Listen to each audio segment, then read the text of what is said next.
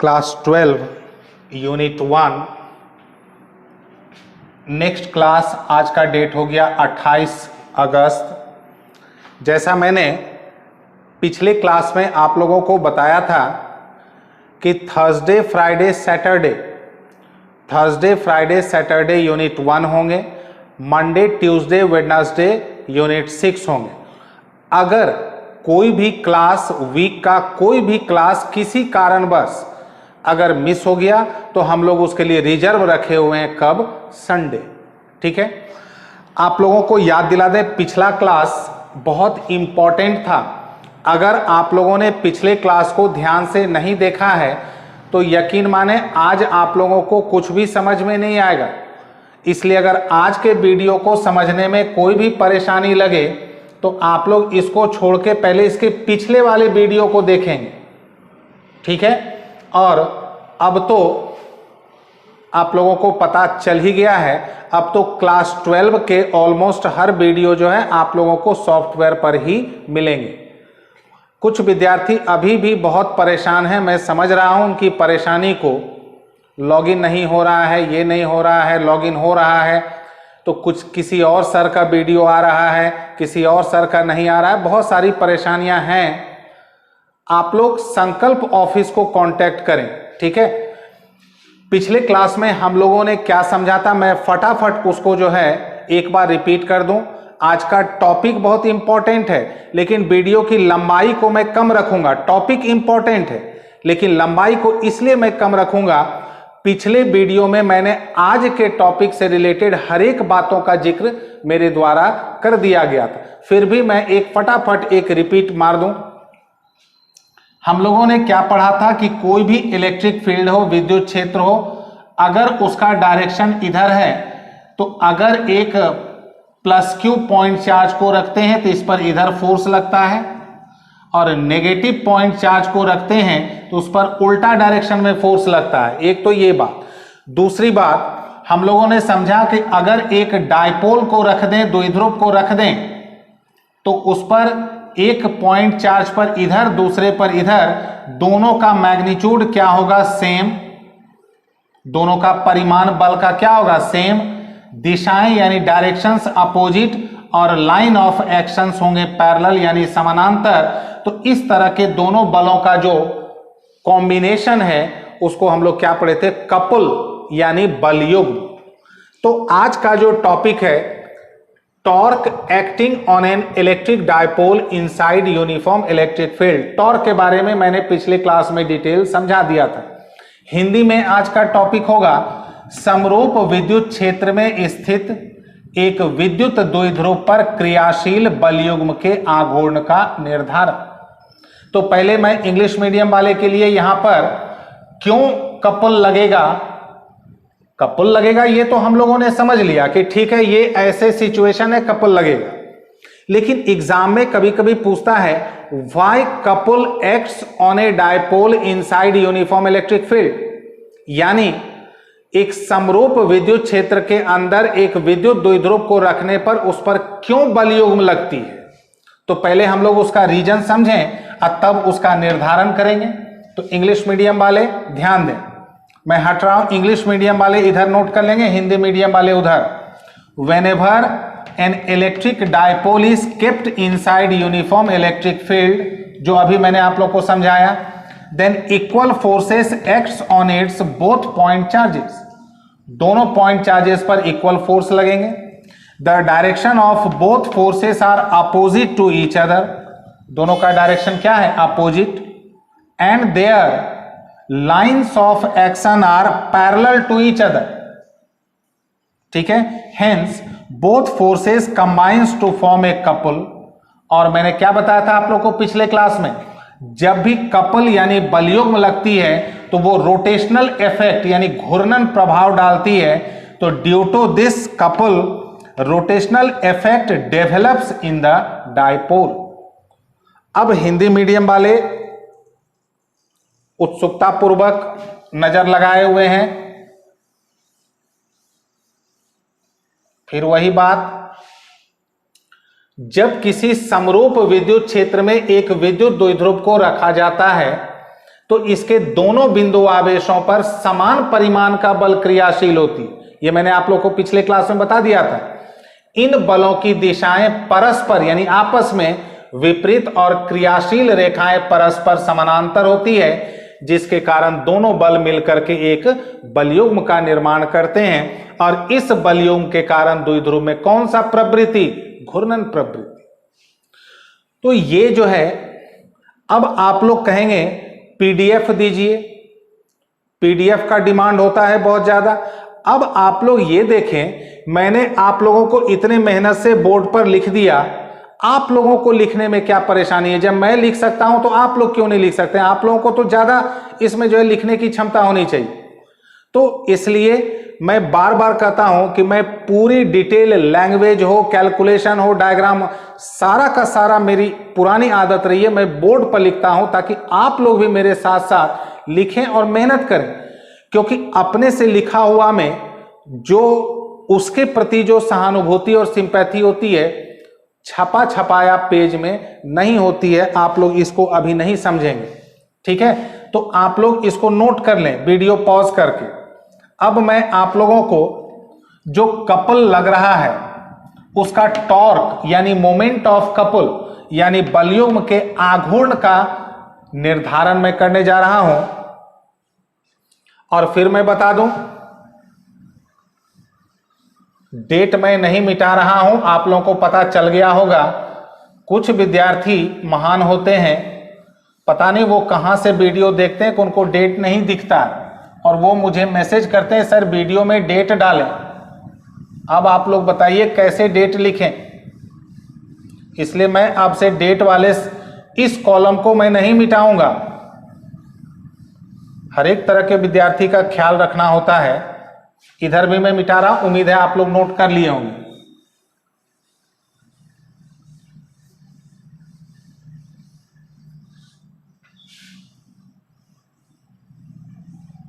अब मैं जो कपल यानी बलयुग्म लग रही है उसका आघूर्ण यानी मोमेंट ऑफ कपल, जिसको क्या नाम देते हैं हम लोग? टॉर्क, मैं उसका वैल्यू निकाल रहा हूं।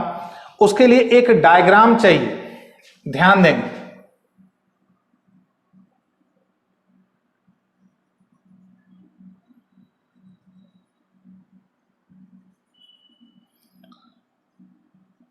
मान लेते हैं ये एक इलेक्ट्रिक फील्ड है जिसका डायरेक्शन है इधर।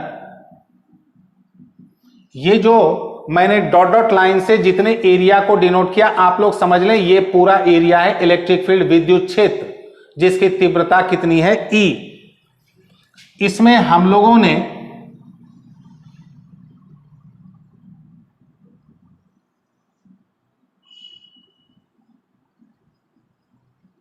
एक इलेक्ट्रिक डायपोल को रखा AB।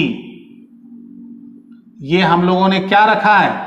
एक इलेक्ट्रिक डायपोल यानी विद्युत द्विध्रुव। ये है इसका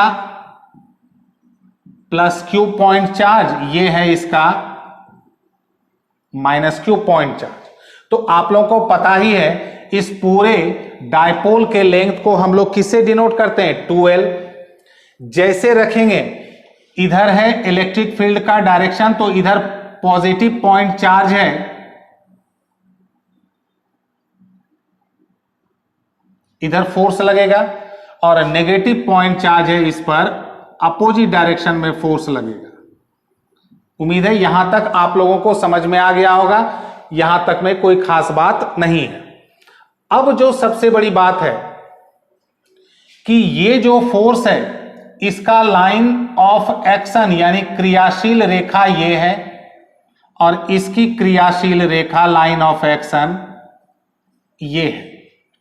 याद है ना आप लोगों को, पिछले क्लास में मैंने क्या बताया था? मोमेंट ऑफ कपल यानी बलयुग्म के आघूर्ण में दोनों लाइन ऑफ एक्शन के बीच का परपेंडिकुलर डिस्टेंस फॉर्मूला में यूज होता है।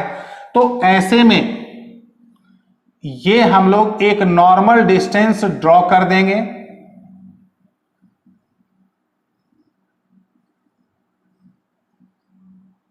क्योंकि ये A है, ये B है, इसको हम लोग C मान लेंगे, ये नॉर्मल डाल दें। ये दोनों क्रियाशील रेखाएं के बीच की लंबात्मक दूरी है, यानी लाइन ऑफ एक्शन के बीच का परपेंडिकुलर डिस्टेंस है। और ये जो आप लोगों को डायरेक्शन दिख रहा है, ये डायरेक्शन, ये किसका डायरेक्शन है? इंटेंसिटी यानी तीव्रता का। मान लेते हैं ये जो डायपोल रखे हैं, अगर इधर हम लोगों ने नेगेटिव लिया और इधर पॉजिटिव लिया तो याद होगा आप लोगों को P का डायरेक्शन किधर होता है? P का डायरेक्शन होता है नेगेटिव से पॉजिटिव, यानी मूवमेंट, आघूर्ण। तो अब ये हो गया P का डायरेक्शन, ध्यान देंगे आप लोग इसी जगह पर, ये हो गया P आघूर्ण मूवमेंट, और इधर किसका डायरेक्शन हो गया? E। दोनों के डायरेक्शन के बीच का एंगल को अगर हम लोग थीटा लेते हैं, तो अगर ये एंगल थीटा है तो यह भी एंगल कितना हो जाएगा? थीटा। ठीक है, तो अब मैं इसका आप लोगों को फटाफट, बहुत सिंपल है, बहुत सिंपल है, उम्मीद है आप लोगों ने डायग्राम को समझ लिया होगा। ध्यान देंगे यहां इस थीटा पर, थीटा हम लोगों ने क्या लिया है? P का डायरेक्शन और E का डायरेक्शन के बीच का एंगल। तो लेट यानी माना कि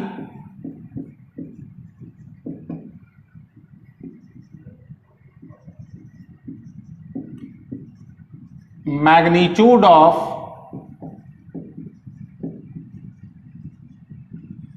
point charges of dipole AB Q, यानी हिंदी मीडियम वाले, द्विध्रुव AB के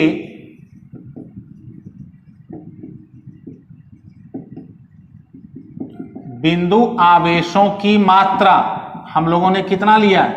Q। फिर लेंथ ऑफ डायपोल AB 12, यानी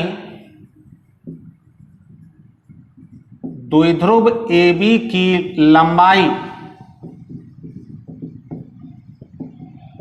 कितना लिया है? 12। ठीक है,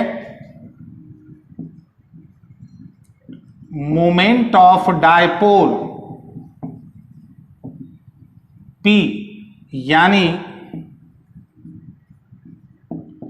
द्विध्रुव का आघूर्ण P। ठीक है, उसके बाद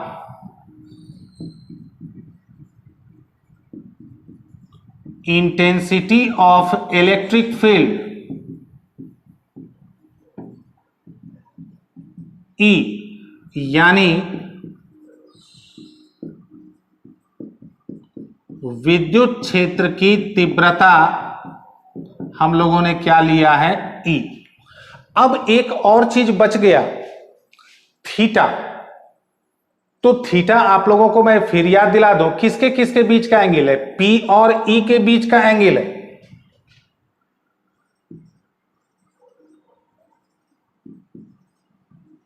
angle between directions of vector P and vector E is theta, यानी वेक्टर P एवं वेक्टर E की दिशाओं के बीच का कोण हम लोगों ने क्या ले लिया है? थीटा। अब सबसे पहले दोनों पॉइंट चार्ज कितना मैग्नीट्यूड है? Q, इलेक्ट्रिक फील्ड कितना? E। याद करें आप लोग, पिछले क्लास में हम लोगों ने क्या पढ़ा? फोर्स यानी बल कितना लगेगा? QE। ठीक है, तो मैं थोड़ी देर हटता हूं, आप लोग इधर नोट कर लें। अब मैं इसका फटाफट कैलकुलेशन, इस जगह आप लोग वीडियो पॉज करके नोट कर लेंगे। ठीक है, मैं फटाफट इसका कैलकुलेशन कर रहा हूं।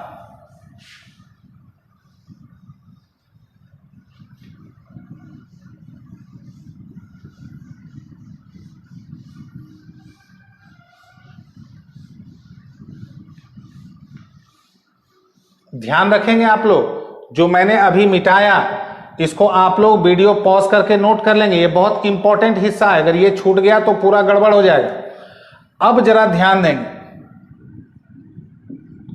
Force acting on each point charge, यानी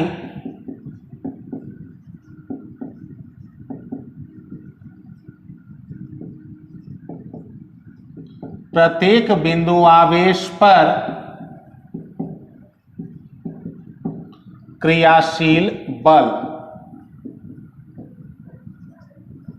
क्या हो जाएगा, F इक्वल्स टू QE। ठीक है, अब जरा आप लोग ध्यान दें, ये एक ट्रायंगल आप लोगों को दिख रहा है ABC। कैसा ट्रायंगल है, राइट एंगल समकोण त्रिभुज। इसमें साइन थीटा कितना हो जाएगा, BC by AB in triangle ABC, यानी त्रिभुज ABC में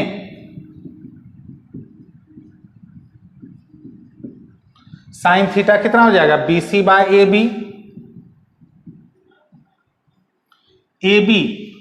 AB क्या है, लेंथ ऑफ डायपोल, द्विध्रुव की लंबाई क्या माना गया है, 2 है। क्रॉस मल्टीप्लाई कर देंगे,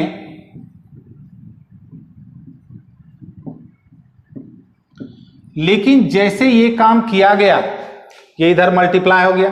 अब आप लोग के दिमाग में क्वेश्चन उठ गया, क्यों साइन थीटा निकाले। अभी इसका सॉल्यूशन आप लोगों को मिलने वाला है। अब हम लोग का हेडिंग क्या था, टॉर्क निकालना, यानी बलयुग्म का आघूर्ण। अब देखिएगा, पिछले क्लास में मैंने आप लोगों को फॉर्मूला बता दिया है, torque acting on the dipole, यानी द्विध्रुव पर क्रियाशील बलयुग्म का आघूर्ण किससे डिनोट करते हैं, याद है ना आप लोग को, टॉ। पिछले क्लास में मैंने चर्चा कर दिया था इसका, टॉ। क्या था formula, magnitude of any one force, यानी कोई एक बल, तो F चाहिए या ये, और बीच की लंबात्मक दूरी, परपेंडिकुलर डिस्टेंस कितना है, BC, तो F कितना है, QE।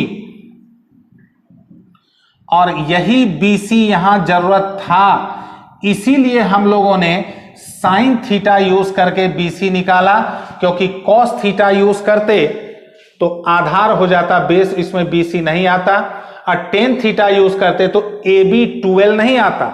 इसलिए हम लोगों ने साइन थीटा से BC को निकाला है। तो BC कितना है, 12 साइन थीटा। इसको हम लोग ऐसे लिख देते हैं, Q into 2L I into E, और ठीक है, सिंस आप लोगों को याद आ गया होगा, Q इंटू 2L क्या होता है, P, Q into 2L P into E into, this is the value of torque acting on a dipole inside uniform electric field, यानी समरूप विद्युत क्षेत्र में एक विद्युत द्विध्रुव को रखने पर उस पर यही बलयुग्म का आघूर्ण